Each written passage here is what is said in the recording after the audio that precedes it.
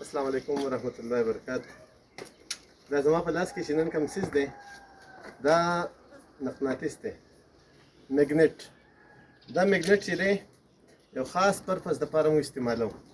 کله چې چا غواګانې میخ ونه وخوري یا د اوسپنې نور څیزونه وخوري نو د هغې سره دې معدې ته ډېرې مسلې سازېږي. نو دا مقناطیس اوس یو نوی خو نه دی، دا ډېر پخوانی ایجاد دی، خو به هر حال دا طریقه کار زموږ په دې علاقه کې چې ډېر چا نه دی کړی. نو موږ دا ترتیب د دې لپاره سټارټ کړی دی چې دا مقناطیس راواخلو، دا په دې خپل ګن کې دې کې دا فکس کو او دا دې غوا ته پاس کو. دا چې کله د غوا د معدې ته راشي دلته د معدې کې دا پروت وي، دا مستقل پکې ټول عمر پروت وي، هېڅ مسله نه کوي. دا مقناطیس ته چې څومره معدې ته میخونه ځي د دې یا داسې څیزونه چې هغه اوسپنداره وي نقصان سازي، نو د هغې لپاره دا مقناطیس استعمالیږي چې دا د غوا د میخ د دې نقصان نه بچ کړي. لکه دا غوا د ډېر روزو نه خوراک نه کوي، ډېره معده پړسېدل دی نه، د ډېر روزو نه خوراک نه کوي. زموږ پې دا شک دی چې دې څه میخونه خوړلي دي، څه فارنباډي څه څیز یې خوړلی دی، نو کله ناکله دا میخ چې دی دا د معدې نه وځي او د زړه چې کومه د زړه نه چاپېره کومه جلۍ تاو ده هغه وهي، نو د هغې نه بیا لاندې اوبه هم رابهیږي. دا د غوا د دوو خپو په منځ کې مخې ته دا دغه ځای چې دی دا ځای د اوبو نه ډک شي، اډیما شانتې سازېږي، نور هم ډېر شي مسلې هغې ته سازېږي.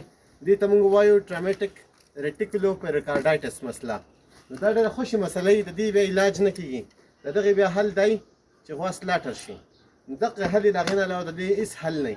نو د هغې مسلې نه د بچ کېدو لپاره احتیاطي طور باندې موږ دا میګنیټ دی دا میګنیټ دی، دا میګنیټ ورته موږ ورپاس کوو. د دې ډېرې فایدې، خو د ټول نه اهمه فایده د دقې ټي آر پي د دې مرض نه را بچ کېدو ده.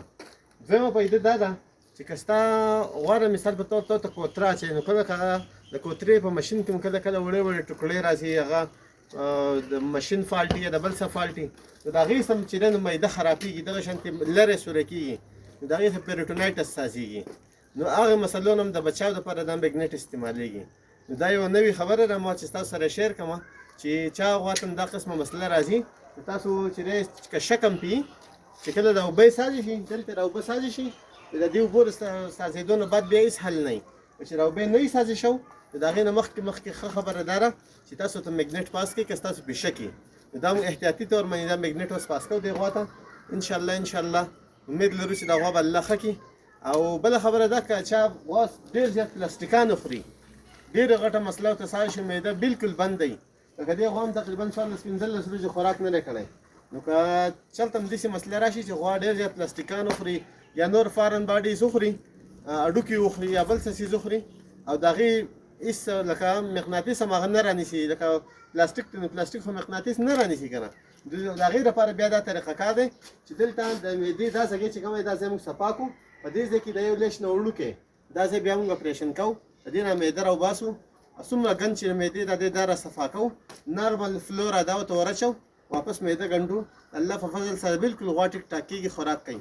چې زموږ نه څومره هم کېدای شي ستاسو د غواګانو د خدمت لپاره، د منډې تلډې لپاره انشاءالله خپل مال جان وخت به لګوو، ستاسو خدمت به کوو انشاءالله تعالی. د چا څه قسمه مسله وي، د چا غوا څه قسمه وجې نه هم خوراک نه کوي، نو انشاءالله تاسو رابطه کولی شئ. زما نمبر ورسره اټیچ دی. الله په امان. السلام علیکم.